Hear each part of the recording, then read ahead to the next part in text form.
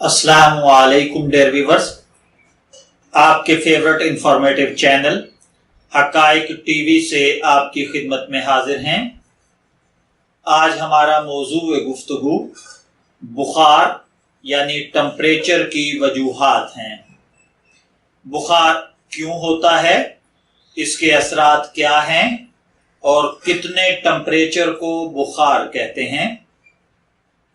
دیکھیے، بخار اصل میں مختلف بیماریوں کا باعث ہوتا ہے۔ آپ کے پیشنٹ کے بخار کی وجہ جاننے کے لیے ڈاکٹرز بیماری کی دوسری نشانیوں یا علامات پر غور کرتے ہیں، بخار پر نہیں۔ بخار جتنا بھی تیز ہو، اس سے ڈاکٹر کو یہ فیصلہ کرنے میں مدد نہیں ملتی کہ آیا یہ انفیکشن کم ہے یا زیادہ، یا یہ انفیکشن بیکٹیریا یا وائرس کی بیماری کے باعث ہے۔ بخار دیگر حالتوں کے باعث بھی ہو سکتا ہے، جسم کا درجہ حرارت، ورزش، بہت زیادہ کپڑوں کی وجہ سے، گرم پانی سے غسل یا شاور لینے سے، یا گرم موسم کی وجہ سے تھوڑا زیادہ ہو سکتا ہے۔ شاذ و نادر لو لگنے سے یا بعض مخصوص میڈیسن کے یوز سے آپ کی باڈی کا ٹمپریچر شدید متاثر یا ممکنہ خطرناک حد تک بڑھ سکتا ہے۔ اس کے علاوہ بعض اوقات ویکسین سے، کسی انجیکشن سے بھی ٹمپریچر بڑھ جاتا ہے۔ چند ایسے امراض جو کسی قسم کی انفیکشن کے بغیر لاحق ہوتے ہیں، اور کچھ دیگر پرانی بیماریوں کے باعث بخار بار بار واپس آتا رہتا ہے اور بعض اوقات مستقل جاری رہتا ہے۔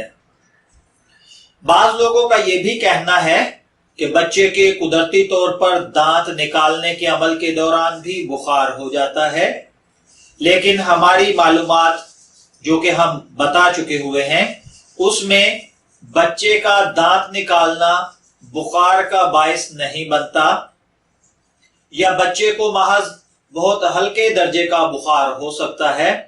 بچے کا دانت نکالنا یقینی طور پر بہت شدید بخار کا باعث نہیں ہوتا۔ اگر آپ کے بچے نے ڈاکٹر کے پاس کچھ وجوہات بتائی ہیں تو وہ میں آپ سے عرض کیے دیتا ہوں۔ جب آپ کے بچے کو بخار ہو جائے یا کسی بھی پیشنٹ کو بخار ہو تو ہمیں کیا کرنا چاہیے یا ہمیں کیا توقع رکھنی چاہیے؟ جس کو بخار ہو وہ بہت بے سکون ہو جاتا ہے۔ عام طور پر اس کی علامات ہلکی ہوتی ہیں۔ بچہ یا پیشنٹ تھوڑا چڑچڑا ہو جاتا ہے، یا وہ ہلکی پھلکی درد اور اذیت محسوس کر رہا ہوتا ہے۔ کچھ پیشنٹ زیادہ فعال یعنی ایکٹیو نہیں ہوتے اور انہیں کچھ غنودگی محسوس ہوتی ہے۔ کچھ دفعہ بخار میں جسم پر کپ کپی طاری ہو جاتی ہے، سردی لگتی ہے، جسم لرزنے لگتا ہے کیونکہ جسم کا درجہ حرارت بدل رہا ہوتا ہے۔ اس طرح کی کپ کپی ایک ایسا طریقہ ہے جس سے جسم اپنے آپ کو نارمل درجہ حرارت تک لانے کی کوشش کرتا ہے۔ یاد رکھیے، یہ تشنج یا ریشہ نہیں ہوتا، اس کا پیشنٹ کے شعور میں ہونے والی تبدیلیوں سے کوئی تعلق نہیں ہوتا۔ جھٹکوں کو بخار کے ساتھ منسلک کیا جاتا ہے۔ ان کو بخار کے جھٹکے یا بخار کا ریشہ کہا جاتا ہے۔ اکثر بخار میں بچے پر یا پیشنٹ پر اس طرح کی کپ کپی طاری ہوتی رہتی ہے۔ اس کے جسم کے جھٹکے لگتے ہیں تو آپ کو چاہیے کہ ڈاکٹر سے رابطہ کریں تاکہ یہ کیفیت خطرناک ہو کر آپ کے بچے کو یا آپ کے پیشنٹ کو کوئی دماغی نقصان نہ پہنچائے۔ بخار بعض اوقات بار بار بھی ہوتا ہے، کچھ وقفے کے بعد بھی ہوتا ہے، اور اس کا دورانیہ چینج بھی ہوتا رہتا ہے۔ اس کا انحصار ان متعدی امراض پر ہے جو اس بخار کا باعث بنتے ہیں۔ زیادہ تر بخار کے وائرس 2 से 3 दिन तक रहते हैं, लेकिन बाज़ औक़ात इनका दौरानिया 2 हफ्ते पर मुहित हो जाता है। अगर बैक्टीरिया की इन्फेक्शन की वजह से बुखार हो रहा हो तो इस वक्त तक जारी रह सकता है जब तक बच्चे का इलाज। अब हम बढ़ते हैं कि बुखार में पेशेंट की देखभाल कैसे की जाए। इसमें सबसे पहले नंबर पर आता है बच्चे का या पेशेंट का लिबास। तो याद रखिए कि पेशेंट को हल्के फुल्के कपड़े पहनाए जाएं। ज्यादातर हरारत जिल्द के जरिए खत्म होती है, इसलिए अगर इस मौका पर आप पेशेंट को बेतहाशा कपड़े पहना दें, उस पर बोझ लाद दें, तो उससे बुखार और तेज हो सकता है। पेशेंट को बेआरामी से बचाएं। अगर पेशेंट को सर्दी लग रही है या उसका जिस्म कांप रहा है तो उसे हल्का सा कंबल ओढ़ा दें। कमरे का दर्जा हरारत इतना ही रखें जिसमें आप खुद को हल्के कपड़ों के साथ आरामदेह महसूस कर सकते हैं। और उसके बाद बच्चे को या पेशेंट को आप माए वाली चीजें, पानी या इस तरीके से जूस वगैरह बच्चे को या पेशेंट को दीजिए ताकि उसके वजूद के अंदर पानी की कमी ना हो। उसके बाद दर्जा हरारत कम करने के लिए बुखार में बॉडी को गीले कपड़े से बार बार पोंछना अमूमन इतना जरूरी नहीं होता, पेशेंट इससे ज्यादा बेआराम भी हो सकता है।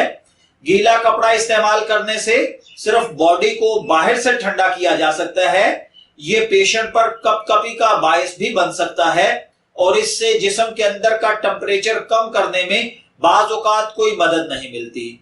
जिस्म के लिए गीला कपड़ा सिर्फ मदरजा झेल सूरत अहवाल में ही यूज करना चाहिए।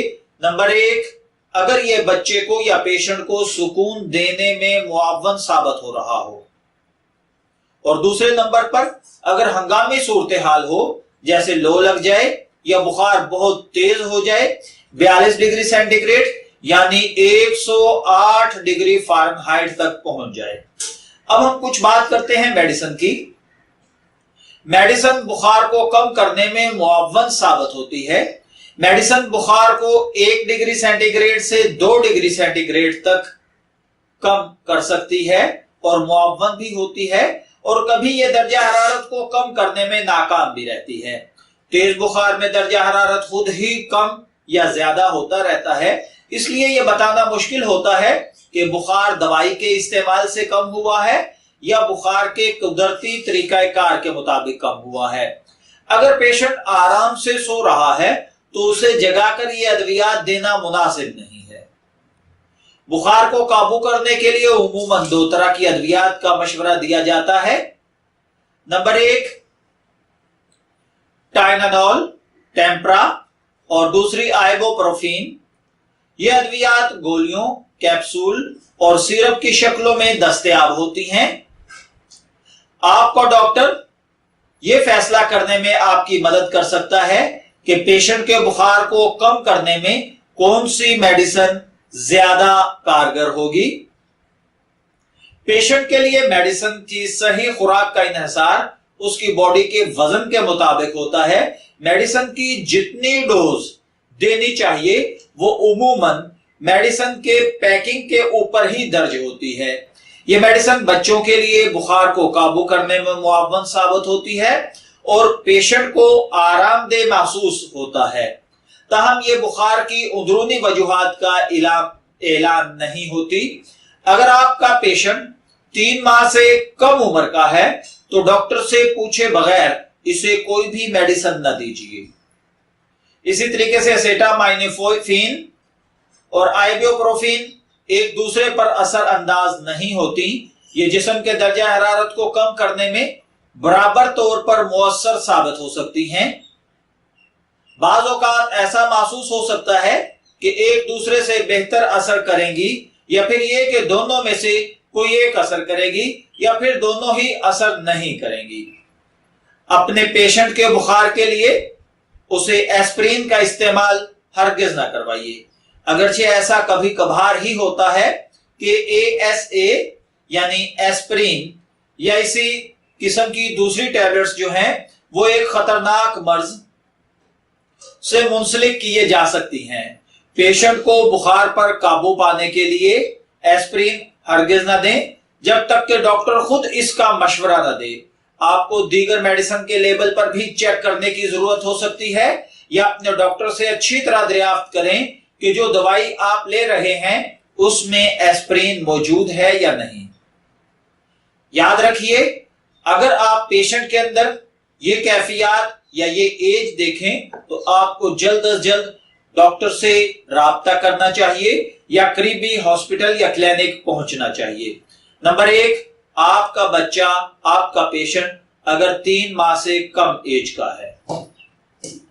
और अगले नंबर पर, अगर आप कुछ दिन पहले ही बैरून मुल्क से अपने मुल्क के अंदर वापस लौटे हैं तो भी आपको फौरी तौर पर डॉक्टर से रुजू करना चाहिए।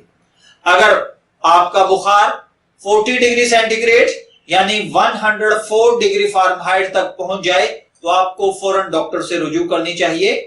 आपके पेशेंट के जिस्म पर रेड सुर्खी निशान जाहिर होना शुरू हो जाएं, छोटे छोटे जामनी रंगत के दाने उस पर नमूदार होने लगें, या जब आप अपनी उंगलियों से उन पर दबाव डालते हैं तब ये गायब हो जाएं, ऐसे दाने बने, तब भी आपको डॉक्टर के पास जाना चाहिए। पेशेंट के अंदर नमकियात की कमी होना शुरू हो जाए, पानी रुक ना रहा हो या बहुत ज्यादा कमी हो जाए, उसके बाद आपके पेशेंट के जिल्द की रंगत जो है वो जर्द हो जाए, आपको डॉक्टर के पास जाना चाहिए। आपके पेशेंट की बॉडी के अंदर मुसलसल पेन हो रही हो, आपके पेशेंट पर गुदूदगी छा रही हो, और इसी तरीके से पेशेंट की गर्दन जो है उसमें अकड़ाव आ जाए, पेशेंट को बुखार के साथ शदीद झटके लग रहे हो, आपका पेशेंट खुद को बुखार के अलावा भी कोई और बीमारी महसूस कर रहा हो, मुसलसल उसके बाजुओं में या टांगों में पेन हो रही हो, या उसे सब कुछ नॉर्मल महसूस ना हो रहा हो, पेशेंट को सांस लेने में तकलीफ हो रही हो, या पेशेंट मुसलसल तकलीफ की वजह से करा रहा हो, तो आपको फौरन डॉक्टर से रुजू करना चाहिए। और इसी तरीके से मैं आपसे यह भी अर्ज करूंगा कि कोई भी मेडिसिन यूज करने से पहले आपको चाहिए कि आप डॉक्टर से जरूर मशवरा करें।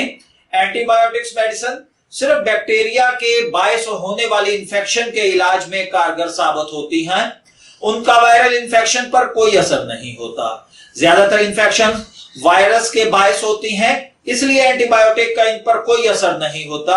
बैक्टीरिया के बायस होने वाली इंफेक्शन में जैसे ही एंटीबायोटिक का यूज शुरू किया जाता है वो बैक्टीरिया के खिलाफ लड़ाई शुरू कर देती हैं, तहाँ फिर भी बुखार को जाने में कुछ दिन लग सकते हैं। मैं दोबारा से चंद पॉइंट्स आपके सामने दोबारा पॉइंट आउट कर देता हूं। बुखार उमूमन इस बात की इलामत होता है कि जिस्म किसी इन्फेक्शन के खिलाफ जंग लड़ रहा है। आपके पेशेंट का सही दर्जा हरारत कितना है, इससे ज्यादा यह बात अहम है कि पेशेंट नजर कैसा आ रहा है और उसका रवैया क्या है। मैं उम्मीद करता हूं कि आपको बुखार के हवाले से कुछ मालूमात जरूर हासिल हुई होंगी। इजाजत चाहेंगे, फिर मिलेंगे किसी नई मालूमाती वीडियो के साथ। तब तक के लिए अल्लाह हाफिज।